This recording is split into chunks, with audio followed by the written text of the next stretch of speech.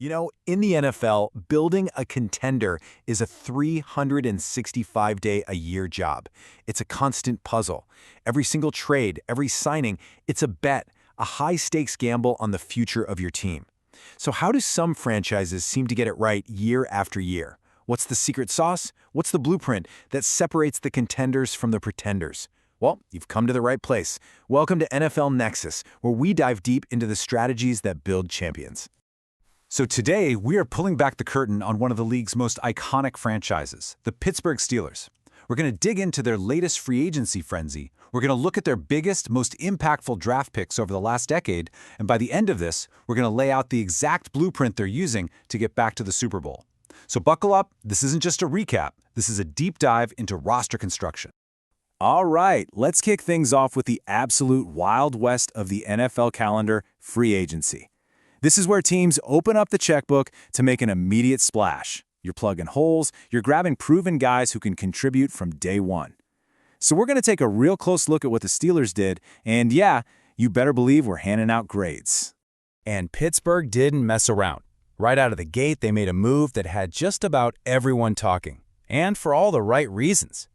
Seriously, a lot of folks are calling this a certified home run, a move that easily gets a top-of-the-class A grade. And when you see the contract details, yeah, you're going to see why. So who are we talking about? Safety Jaquan Brisker. Now just let these details sink in for a second. Finding a legitimate starting safety, a guy who is smack in the middle of his prime, that usually costs a fortune. But look at that deal. A one-year contract for a measly $5.5 million. I mean, come on. In today's market, that is an unbelievable bargain. And just to make it even better, the guy is a Pittsburgh native. He's coming home. You just can't write a better story than that. And look, you don't have to take my word for it. A to Z Sports hit the nail on the head, calling it a major steal. And this move, it really is the perfect example of the Steelers' philosophy in free agency. It's all about finding maximum impact for minimum cost. You get a stud player at a key position, you don't break the bank, and you set a fantastic tone for the entire offseason. That is smart business. But the A-plus work didn't stop there. Oh no. They then pulled off a trade for wide receiver Michael Pittman Jr. And get this, they only gave up a 6th-round pick. A 6th? For a proven number 2 receiver like Pittman, that's just highway robbery. And he's not just another guy. He is the perfect, and I mean perfect, piece to put alongside George Pickens. Think about it. You've got Pickens, the explosive downfield threat who just takes the top off a defense, and now you've got Pittman, the reliable, tough-as-nails possession receiver who owns the middle of the field. That is a nightmare for defensive coordinators. And the smart move just kept on coming. They grabbed cornerback Jamil Dean, a really solid vet who immediately makes their secondary better. That's a solid B-plus move. Then they add running back Rico Dowdle. I love this signing. He's a tough, downhill runner who's perfect to spell Najee Harris and just wear defenses out. For the price and the role, that's another A-grade pickup. Then they added more quality depth with safety Darnell Savage and defensive tackle Sebastian Joseph Day, both earning solid Bs.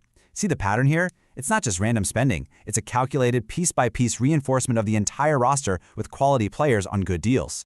But hey, nobody's perfect, right? Even in an offseason that was looking like a masterclass in team building, there was one move that made just about everyone stop and go, huh? It just didn't quite seem to fit with the smart, value-focused strategy we saw everywhere else. It was a real head-scratcher. And that head-scratcher came at the punter position of all places. The Steelers went out and signed Cameron Johnston, a veteran who's not only older, but has had some real issues staying on the field. Okay, but at the same time, they let their own punter, Corliss Waitman, who was younger, cheaper, and was perfectly solid for them, just walk away. He ended up signing with the 49ers. So you paid more for an older, more injury-prone player. It's why this move gets a C grade. It's not a disaster, but man, in an offseason full of A's and B's, this one was just plain confusing. Okay, so that brings us to a really important point. Free agency. It's like a shot of adrenaline, you know? It's a quick fix. But the real long-term health, the foundation of any great team, that's built through the NFL draft. This is where you find the guys who become the face of your franchise for the next 10 years. So let's shift gears from the immediate impact to the long-term vision. So when we talk about a draft hit, what do we really mean? For our list of the top 5 dogs from the last decade of Steelers drafts, we're looking at the whole picture. It's not just about flashy stats. We're talking a mix of everything. Pro Football Focus grades that look at every single play, advanced stats like approximate value, which tries to boil a player's entire value down to one number, plus, of course, the big stuff, NFL awards, and the player's overall impact on the franchise. This is the deep dive, analytical approach. All right, let's count them down. Coming in at number 5 is edge rusher Alex Highsmith, an absolute steal in the 3rd round who has become a fantastic pass rusher. At number 4, Mr. Highlight Reel himself, George Pickens. The guy just makes ridiculous catches look easy. At number 3, you got Muth, Pat Freiermuth, one of the most reliable tight ends in the league. And just missing the top spot, at number 2, the engine of the offense since the day he was drafted, running back Najee Harris. Now, every single one of those guys is a cornerstone player. Any GM in the league would love to have them. But there is one player who is on another level entirely. A guy whose selection didn't just improve the team, it completely redefined the franchise from the second he put on that helmet. Of course, it's TJ Watt. I mean, who else could it be? He fell to them at pick number 30 back in 2017, and he has since become maybe the most destructive defensive force in the entire National Football League. You want to talk about impact? Let's just start with this one. Mind-blowing number, over 100 career sacks. But here's the crazy part. He didn't just break the Steelers' all-time sack record. He absolutely obliterated it. He reached that milestone way, way faster than the legendary James Harrison ever did. That is just a whole different level of dominance.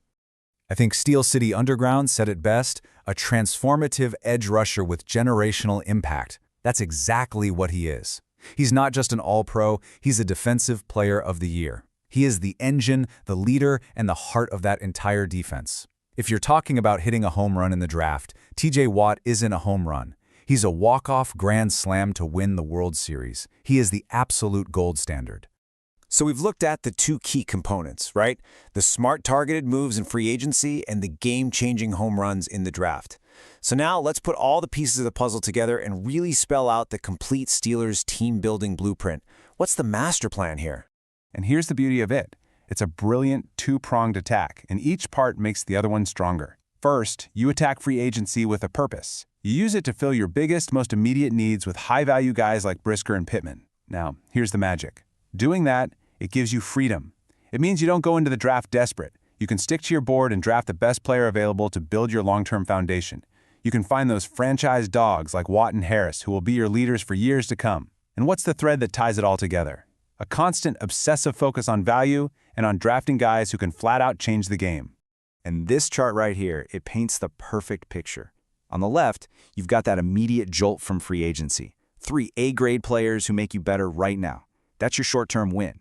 But on the right, you see that massive, towering foundation built by those 5 elite draft picks. That's your long-term stability. It's not about one or the other. It's about how they work together in perfect harmony. That's how you build something that lasts.